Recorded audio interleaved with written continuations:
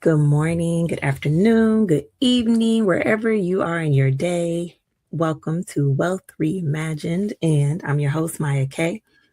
And I'm super excited to be with you again in this financial literacy space. So, here on the Family Bloodline Network.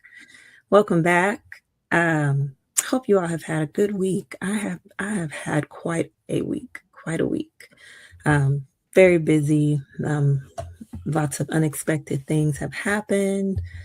Um, my daughter was in a car accident, totaled her vehicle, but she is fine, and that's all that really matters. Cars can be replaced, so I'm not really concerned about that car. Just glad my baby is fine. My other daughter is very active in track and have been at two track meets this week, and the one yesterday, she was there for 12 hours. Um, and I had to come and go between 10:30 a.m. and I think we left close to 10 that night. So I left once and came back. But what a long day! What a long day! But I am here. I did not want to allow this next week to come and go. That's just how it is sometimes. And despite all the things that we have going on, we still have to show up for one another and show up for the things that sometimes we feel like, oh my God, how am I going to get all this done? And it always works out. It always works out. So let's jump in. So let's kind of recap some things. Let's see here. Well, I know this is week 3. It is April. It is still Financial Literacy Month. And of course, as I said, Financial Literacy Month is an annual, every April, just a time to raise awareness about money management, budgeting, savings, and investing. And so it's really just a time to help you just to be thinking about where you are and maybe some goals and things that you want to accomplish or change, or habits you want to break, habits you may want to form. So it's really just an opportunity to kind of reset, as well as educate. There's so much that you could learn and add to your already either good habits. There's things you can remove to maybe some habits you aren't too fond of. So it's just really a great time to reset and think and grow, and maybe even challenge yourself to take a different approach or do something different. So, um, as I've stated, so this is Wealth Reimagined, and we're going to be talking about personal finance. And I think what's going to set this apart from other people talking about personal finance is a real household perspective, real household issues. I want to help navigate through real day to day things that you encounter, things that come up, unexpected things. And I'm hoping that as time goes on, together, we'll be creating safeguards in our household, in our budget, in our money, in our income, and protecting it, not just like ensuring it, but protecting it by being prepared for things unexpected. And so I think that's also a form of protection of our money. Also, part of protecting your money is just being prepared, already having an emergency fund. Not and there's like a starter emergency fund, and then there's also, like your 3 to 6 months expenses emergency fund. But we'll talk about all that later. Because as I already alluded to last week, we're going to be talking about budgeting today. That dirty word, budgeting. So just to recap, week 1, we got into getting organized. And I hope by now, most of you have already taken that step and gotten organized and located all of your documents. And if you haven't, we agreed. I don't know if we really agreed, but I'm going to say we agreed that you have until the 30th to get organized. Okay. Because even if you aren't able to do these steps within a week, it's very important that you set yourself a deadline. If you are just like, "Oh, I'll get to it," will you? You know, life's, And so give yourself a deadline. Give yourself a deadline. By the end of financial literacy month, I'm gonna be organized. Maybe you are organized, but you haven't taken inventory of everything. By the end of financial literacy month, I'm going to be organized and have it taken inventory of everything.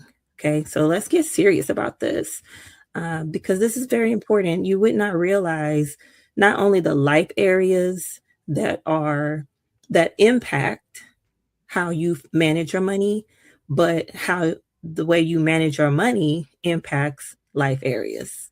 So it's very important. I just want to challenge you and encourage you and dare you to take it seriously. Take it very seriously. Let's get all our ducks in a row and no longer just be flying by the whichever way the wind is blowing in a situation and be able to have some control over when things happen because it's not a matter of if, it's when.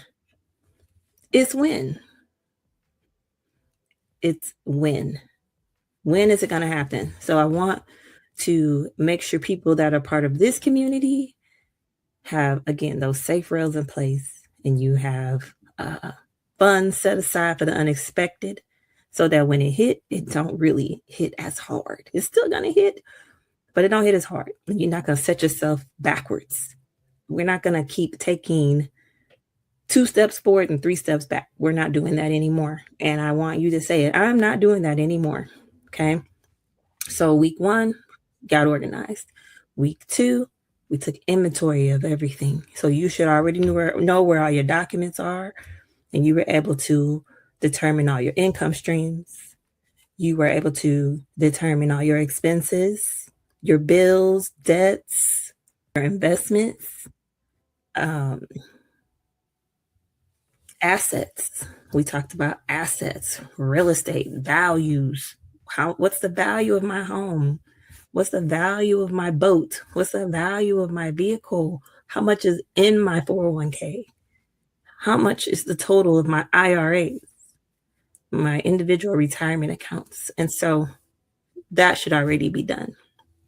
And again, though having that inventory we talked more about assets, but when you made that debt list, what personal loans do I have? How much credit card debt do I have? How much do I owe in car loans or RV loans or boat loans, period? How much do I owe? How much do I owe on my mortgage? All that debt you owe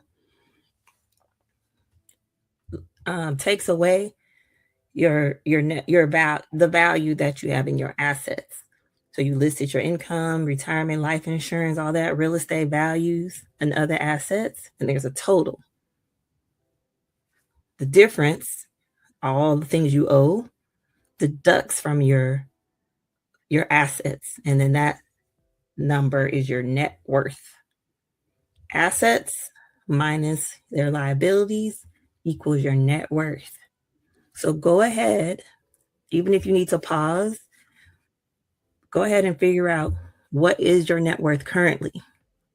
And it's often nice to know kind of where you are on things. Do you have a positive net worth? Do you have a negative net worth? Is your net worth even where you thought it would be? Do you have a goal? Do you want to have $1 million net worth? So just do that calculation real quick so that way you know what your net worth is. So you have done a big step already if you're able to do that, because a lot of that information goes onto your budget. Did I trick you? Did I trick you into getting a budget?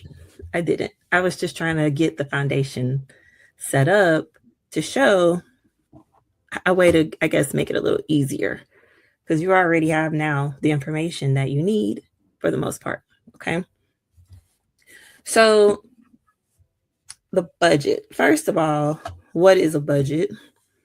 A budget to me is a spending plan. It's a spending plan. A budget oh, my screen did something funny.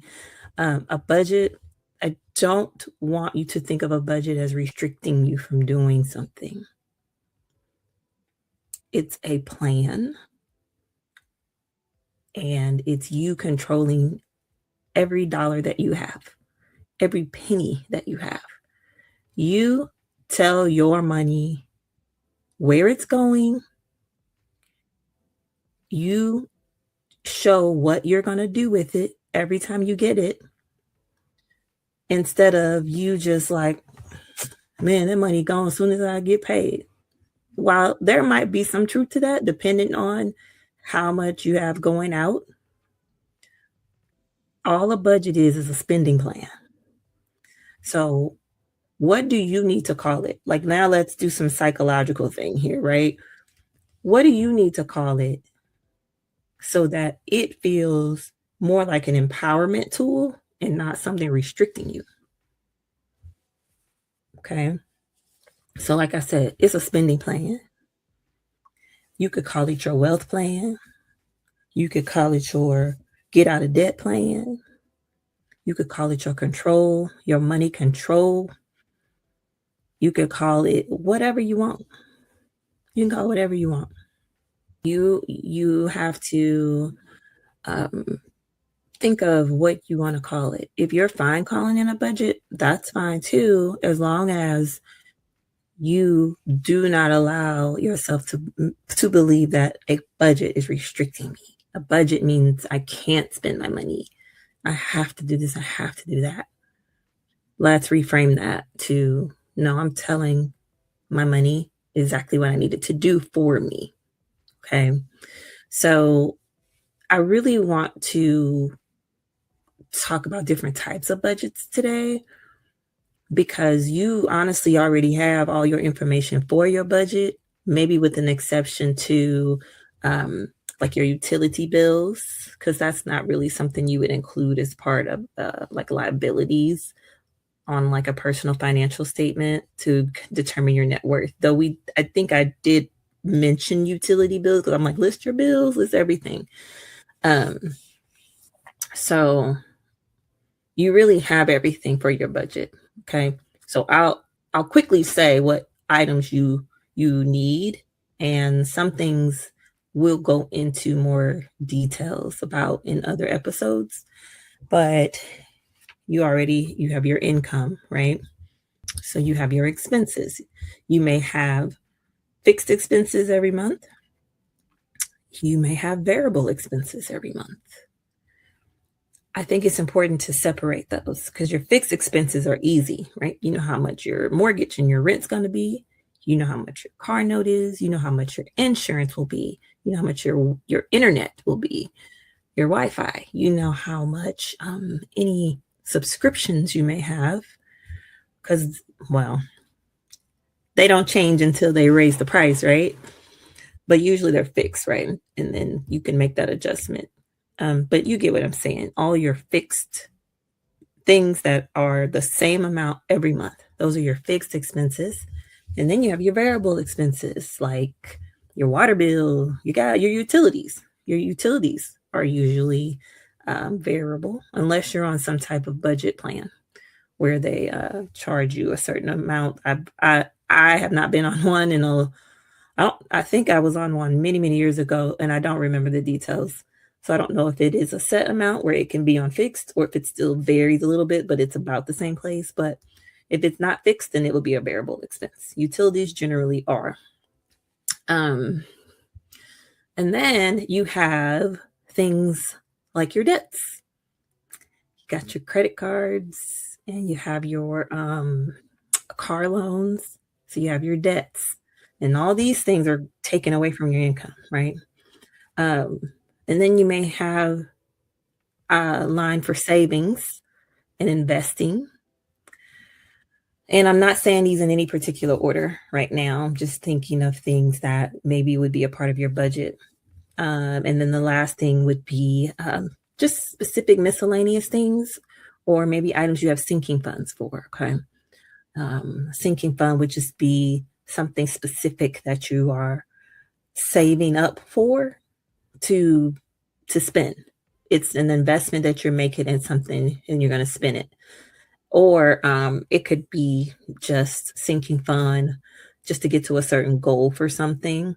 So, for example, if you have a sinking fund for a new car, then you could set a goal for that fund, and you could say, "Okay, I wanna have $5,000 set aside for a down payment when I need to get a new car." Okay? And so you could be budgeting a small amount when you get paid to go into that fund to fund it. Okay? And we're gonna get back into that in a future episode because I absolutely love sinking funds because they allow you to start creating that cushion and that those safe rails that I was talking about in life because you have already prepared for it.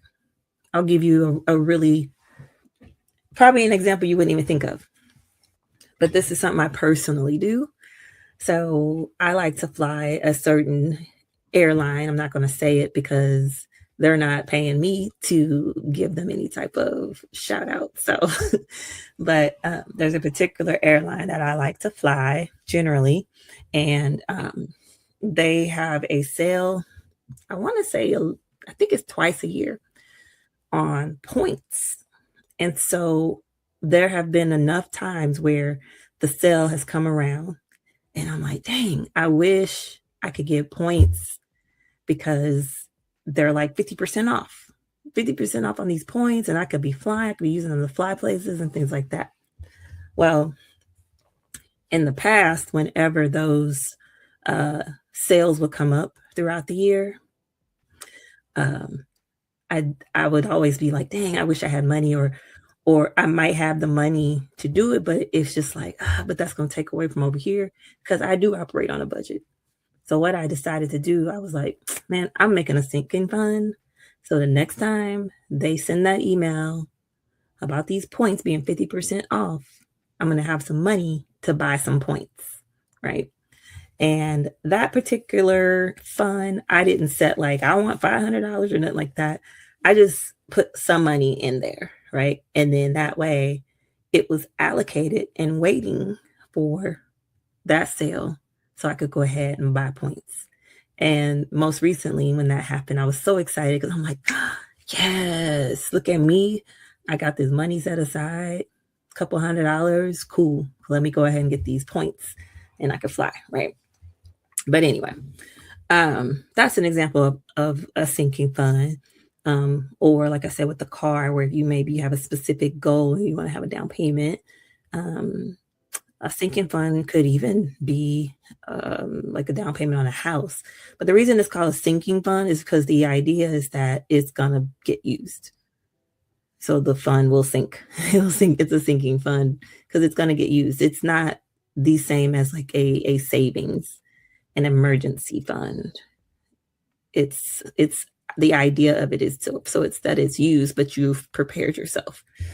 So that's what a sinking fund is, in case you don't know. So that would be another area of your budget, right? So again, the hope is that you have enough income to take care of all of your expenses. If you do, that's awesome. If you have something left over after all your expenses, that's even better, right? Now, if you're a person that is negative in the red, you don't have enough income to cover your expenses.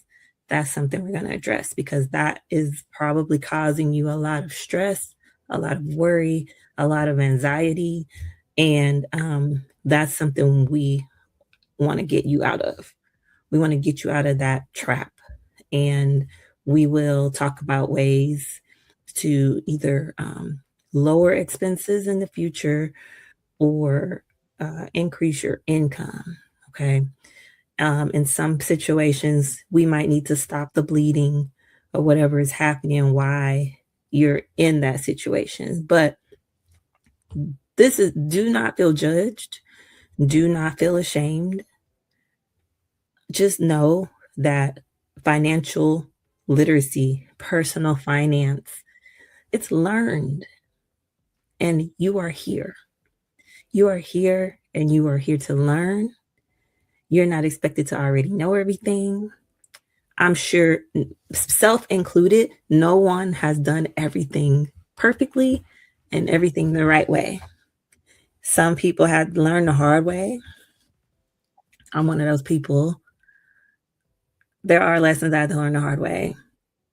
There are things that I've done that I'm just like, oh my God, I cannot believe I did that. I didn't know that was going to happen.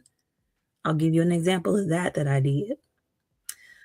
Um, I had this great idea to pay a large amount down on like my student loan debt. I have student loans.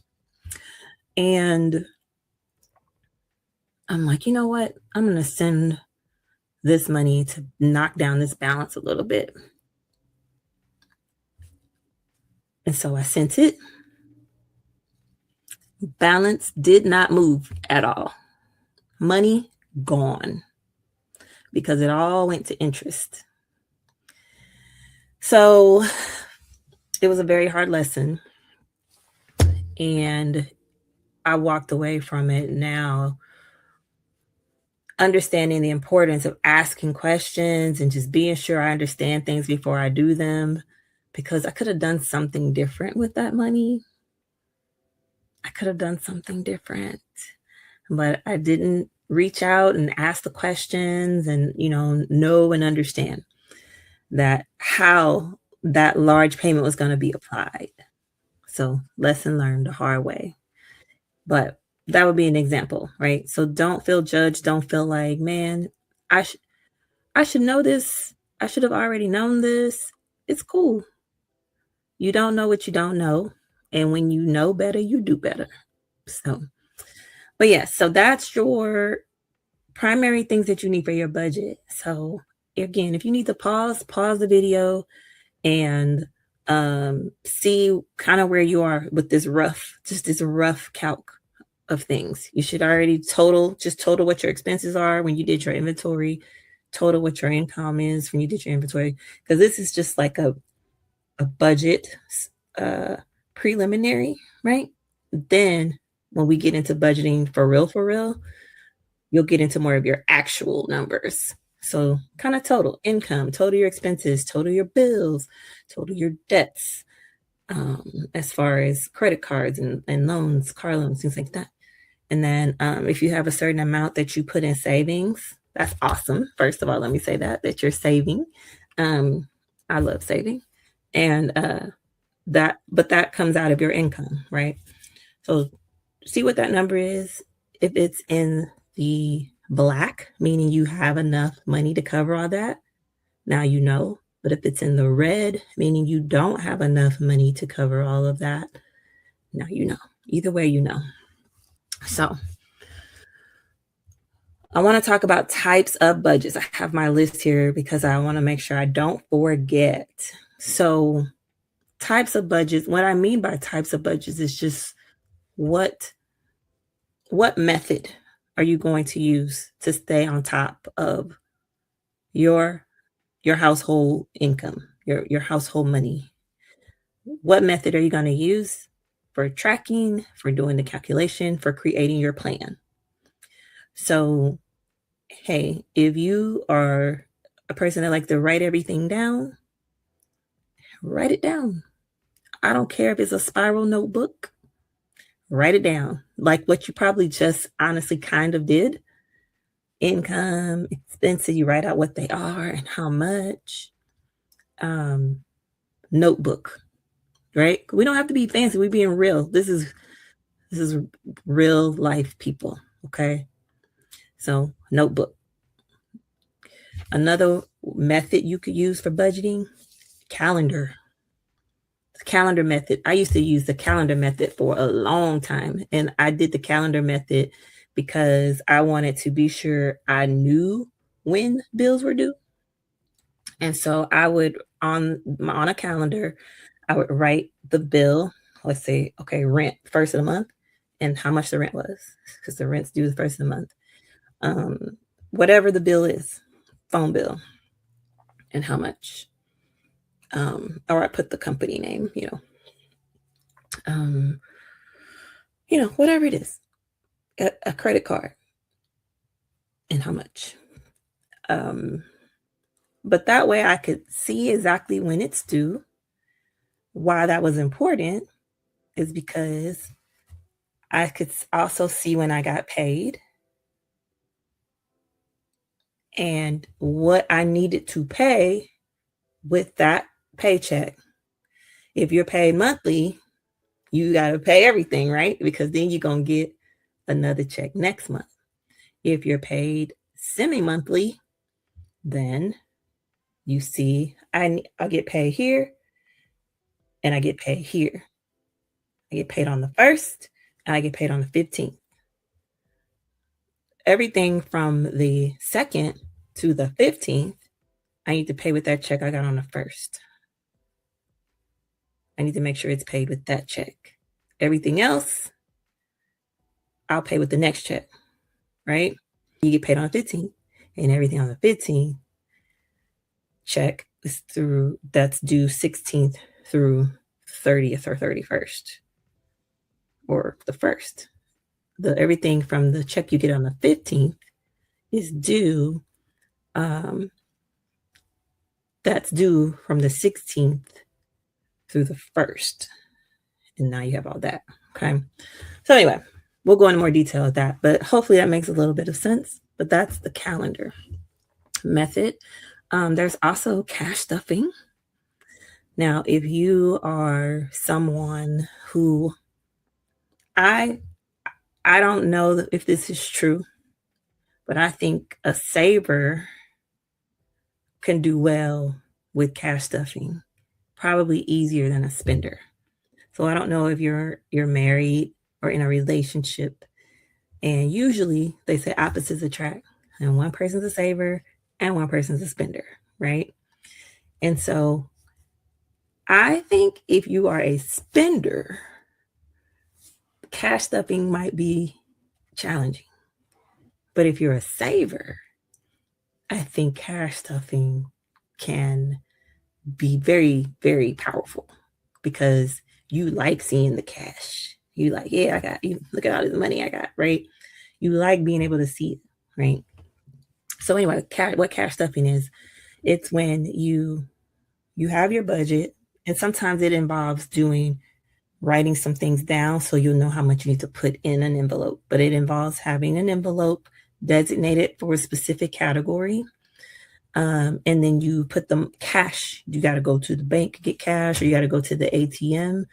If your ATM will allow you to get certain amounts or denominations, but it does involve going to the bank, withdrawing cash, and then stuffing your envelopes. So I'll back up. When I was saying that on the calendar method, let's say you were like, okay, on the 1st, my mortgage is $2,000. I'm going to pull out 1,000 and I'm going to pull out 1,000, right? And if you do that and you are cash stuffing or doing the envelope method, you put 1,000 in your mortgage envelope or your rent envelope. And then the next time you get paid, you put another 1,000 in there. And now you have your rent. Same with your car, same with grocery, whatever your categories are, you would be able to do that. Now, it doesn't mean you would cash stuff everything, but you might, if you're okay with going to the bank and making a deposit to handle something. It might be handy to cash stuff if you like to separate the cost of a bill and break it down by check. Let's say you're paid bi-weekly, and you want to break up an amount of a bill per check for that month. Might be 2 checks, sometimes it's 3. A couple times a year you'll get 3 checks if you're bi-weekly in 1 month. So that's cash stuffing. And I've done it. I did it for everything at one point. I actually loved it. It actually really helped me take a hold on things for a while. I don't do it as much now, at least not for everything. Um, I do it now maybe more for a sinking fund purpose, but loved it. Highly recommend it. Looking forward to doing a complete episode on just that. So, so there's cash stuffing. There's also the 50/30/20 budget, which means 50% of your income, you're going to allocate it. It's going to be allocated for needs. Mm, I said that word needs. So we'll go into that too in the future. What is the difference between needs and wants? There are going to be those things that are just like, no, that is not a need, right? There will be some things like that, but there will be some other things that are a bit more subjective, you know? So, but we'll come back to that. So the 50/30/20. So 50% go to needs, housing, grocery, things like that, transportation. Um, 30% are for wants, and then 20% is for savings or debt. So there's that's a popular, I guess, percentage based budgeting tool. Um, but there's the 50/30/20 budget.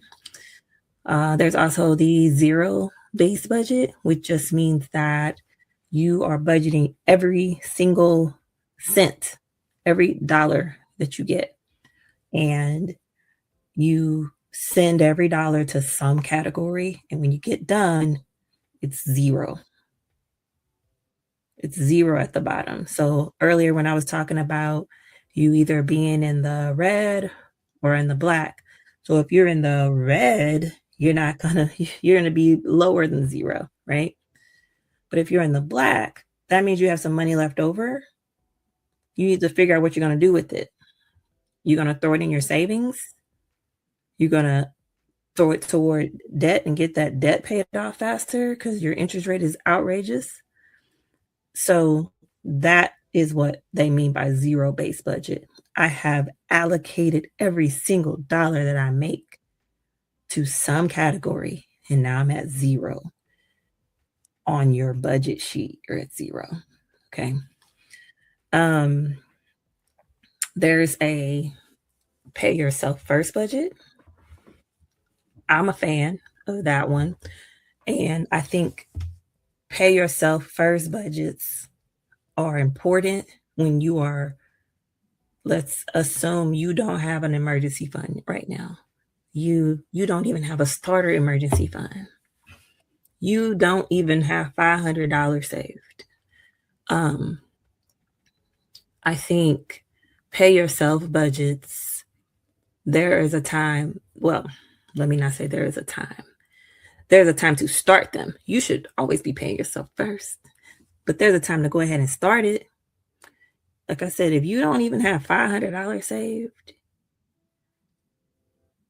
we're going to set a goal where you have $500 in a savings that you can't touch unless it's an emergency. But really, that starter emergency fund should at minimum be between $1,000 and $1,500 at minimum. Okay. And so this is a time where discipline comes into play, and you might have to cut out some things to do that. But again, we'll go into more details another time. But pay yourself first. You work hard. You work so hard. You're exhausted. Be sure you are paying yourself first. I know you got bills. I get it. But you got to take care of you, and you have to build that. And while at first it can feel uncomfortable or a little stressful because it's tight,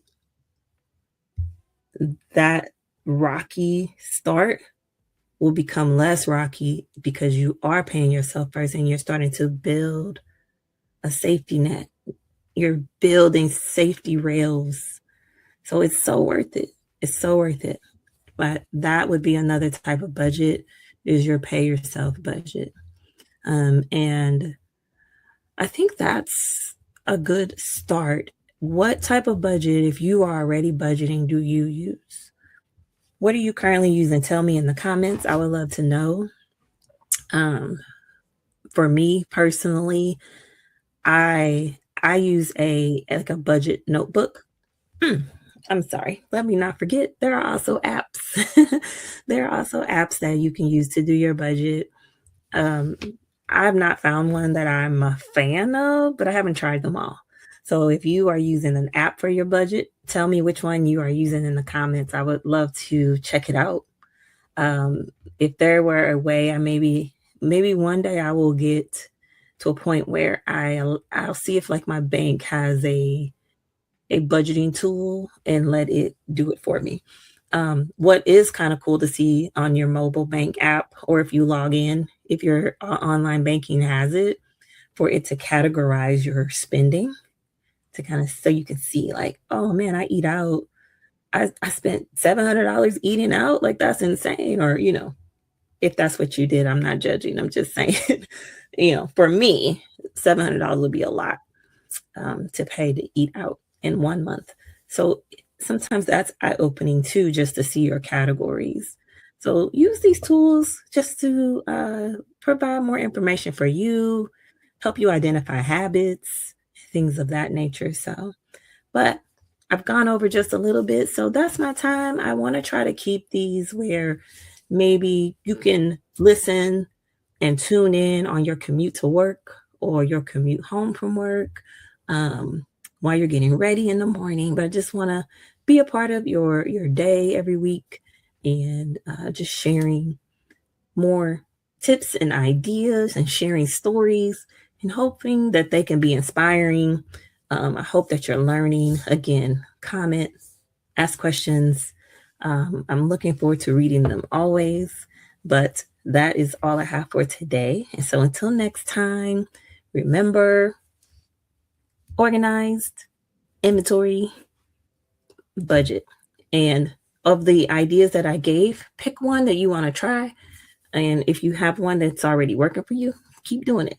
But we're just going to get it even better for you, and get savings and emergency funds in place and just stop the bleeding or whatever might be going on in your household financially. So till next time, thank you for tuning in to Wealth Reimagined. Again, I'm your host, Mya K, and I'm looking forward to